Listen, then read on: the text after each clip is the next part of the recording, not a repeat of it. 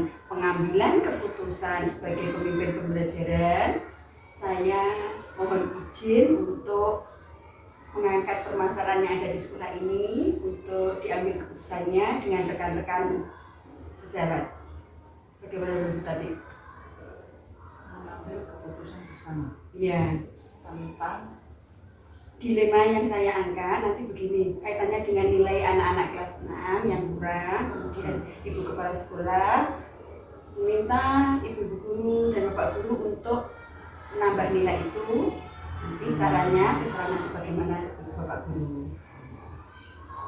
monggo, karena ini nanti ada hubungan sambatannya dengan nilai, Ya. dengan nilai yang diperoleh dari anak-anak dan hubungannya dengan pandemi seperti ini. Memang perlu dibahas, perlu dibicarakan sehingga kita memberikan nilai itu tidak sembarangan, karena nilai itu nanti menjadi pedoman bagi anak-anak selama mereka perjalanan hidupnya.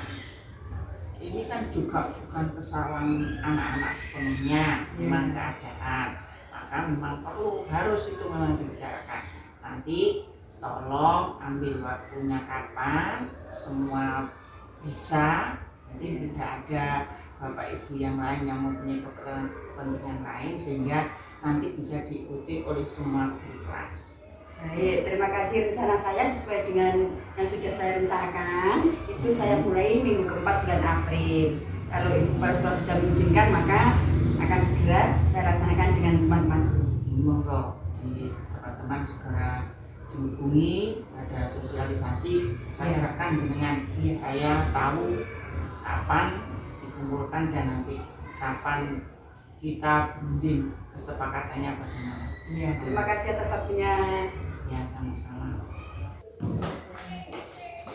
Sudah selesai anak-anak ya.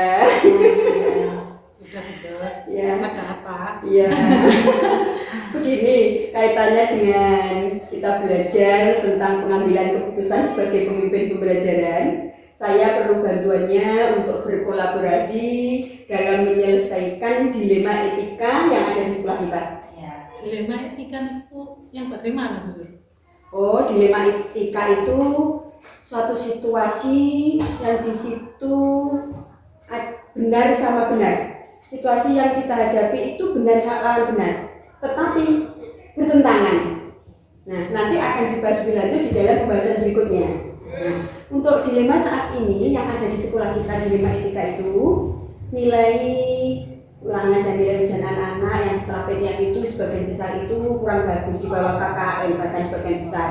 Nah, itu ibu kepala sekolah minta agar nilai anak-anak itu dinaikkan, ditambah supaya menjadi lebih bagus. Kira-kira kapan Bu Suri itu kita membahasnya?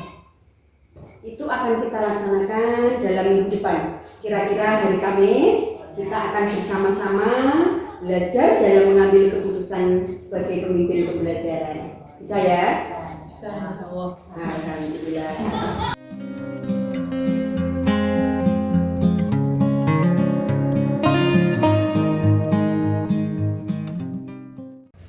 Assalamualaikum warahmatullahi wabarakatuh. Waalaikumsalam warahmatullahi wabarakatuh.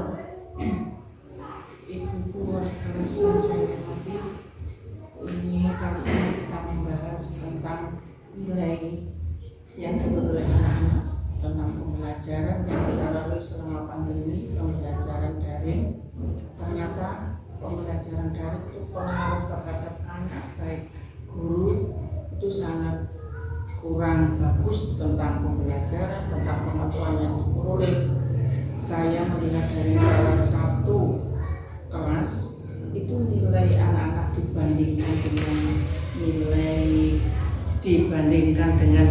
nilai waktu pembelajaran tatap muka itu hampir 35% lebih baik tatap muka daripada daring.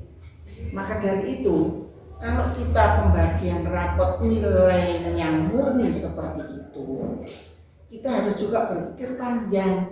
Nilai anak-anak ini adalah hasil nanti yang tercantum di dalam rapot, dibawa sampai nanti, dibawa sampai dia kuliah, dia kerja dan sebagainya. Maka dari itu, dengan kesadaran saya mohon, memang ini aturan itu juga tidak dibenarkan, juga tidak disalahkan, karena ini apa ya, dikatakan musibah bukan musibah, bencana alam ya bukan bencana alam. Tolong nilai ini dinaikkan untuk semua anak. Seandainya dinaikkan kelipatan 2 atau setiap anak 2, jadi seandainya nilainya anak itu 8 ditambah 2 poin menjadi 4 ya ditambah 2 poin, sehingga hasilnya tetap tidak sama. Yang pandai tetap di atas, yang rendah tetap di bawah. Bagaimana menurut jenengan? Pendapat saya itu seperti itu. Nah, Bu, kalau menurut saya, karena ini kan semuanya tahu kalau ini sedang pandemi, jadi pembelajarannya daring. Kalau menurut saya ya biarkan saja sesuai kenyataannya. Jadi nilainya biarkan seperti itu, biar sama dengan kenyataan. Seperti itu kalau menurut saya. Begitu. Gini ya, kalau menurut saya apa yang dikatakan oleh kepala sekolah itu benar, karena bertujuan bagus untuk membantu anak-anak dengan nilai yang bagus untuk kemudian hari anak jenjang yang lebih tinggi. Apa yang dikatakan Bu Win juga benar, membuat nilai lebih bagus tapi tidak sesuai dengan kondisi anak-anak. Jadi benar lawan benar. Itulah yang dikatakan dengan dilema etika. Dua-duanya benar tapi bertentangan. Oleh karena itu, di dalam pertemuan ini mari kita cari penyelesaiannya untuk masalah ini. Kalau saya memang Bu Win, kita itu memang harus sesuai dengan kenyataan, terutama berhubungan dengan wali murid. Wali murid itu memang kalau sudah anaknya nilai baik, sudah 8 kan tidak tahu itu nilai murni atau nilai tambahan. Tapi kita berpikirnya tidak hanya itu saja. Kita juga memikirkan tentang masa depan anak-anak, tentang kredibilitas sekolah juga. Ya, kalau sekolah itu kita beli nilai seperti itu, nanti dampak sekolah kita juga jelek juga. Nah, maka dari itu saya mempunyai inisiatif seperti itu.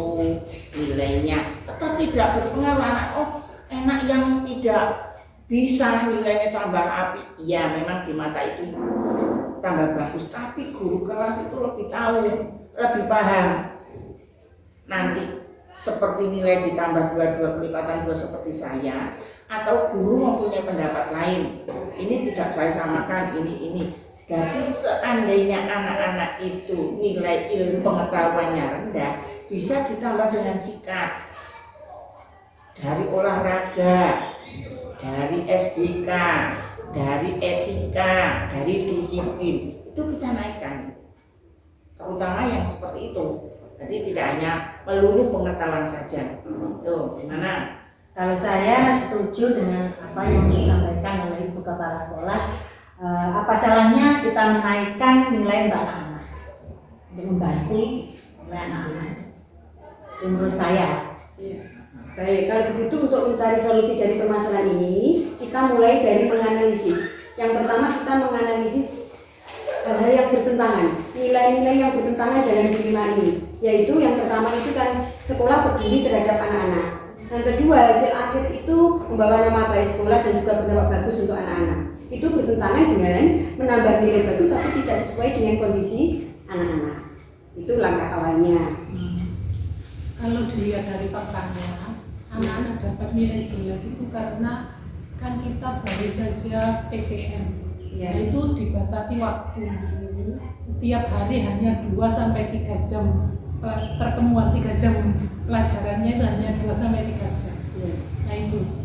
Kemudian materi jadi tidak bisa tersampaikan semuanya, itu yang membuat nilainya rendah.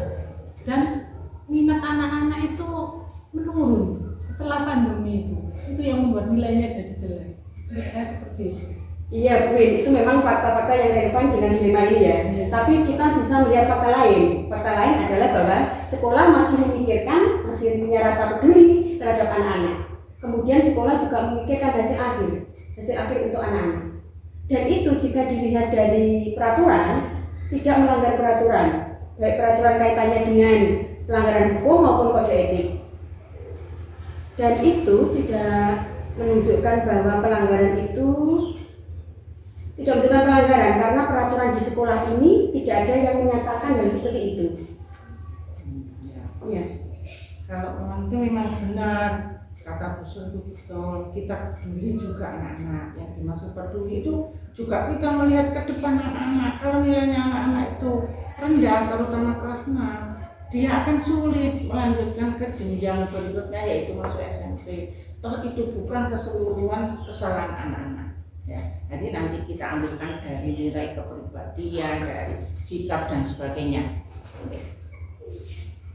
Maka putar. Ya, kalau saya Bu, kalau menurut Ibu Kepala Sekolah tadi, jika menjadi sebuah berita kemudian dipublikasikan ke bahwa sekolah kita itu bertindak seperti apakah tidak mengganggu kenyamanan kita sebagai warga sekolah. Oh, kaitannya dengan rasa nyaman tidak ya? Dengan publikasi di medsos misalnya ya? Ya benar, memang itu membuat kita tidak nyaman. Tapi di dalam satuan pendidikan kita kan ada kepala sekolah sebagai manajer. Oleh karena itu kebijakan kepala sekolah itu bisa kita jadikan panutan, bahwa apa yang kita lakukan itu hanya semata-mata rasa peduli sekolah terhadap anak-anak dan juga memikirkan hasil akhir yang pantas untuk anak-anak. Dan tentunya dalam pertemuan wali murid nanti ini akan disampaikan. Ya benar, wali murid juga harus tahu. Saya juga tidak hanya menggunakan pemikiran saya sendiri dalam itu ikut saya sendiri, tapi saya juga memikirkan hal-hal yang lain, pendapat-pendapat jenengan, Bapak Ibu guru wali kelas, tapi juga memikirkan tentang anak-anak berikutnya. Anak-anak itu kadang mempunyai semangat belajar yang tinggi, orang tuanya mendukung, karena dalam keadaan seperti ini maka nilainya dia akan lebih rendah, maka wali murid kecewa, nanti bisa-bisa wali murid itu sudah tidak semangat lagi untuk mengingatkan anaknya belajar. Maka jalan yang terbaik menurut saya, jalan itu tadi, kita tambah nilai ya tidak terlalu tinggi ya kita hampir samakan dengan waktu-waktu PPKM itu. Jadi kita itu nanti bisa mempermudah anak-anak, membantu anak-anak. Kita sebagai guru, kepala sekolah tidak mungkin untuk menyulitkan anak-anak dan wali murid. Kita tolonglah mereka, kita peduli pada mereka. Itu. Iya Bu, saya sependapat dengan Ibu Kepala Sekolah. Kita harus memikirkan jangka pendek dan jangka panjang untuk kelanjutan pendidikan anak-anak. Oleh karena itu dalam hal ini berarti kita bisa menggunakan prinsip berpikir rasa peduli dan juga berpikir berbasis hasil akhir.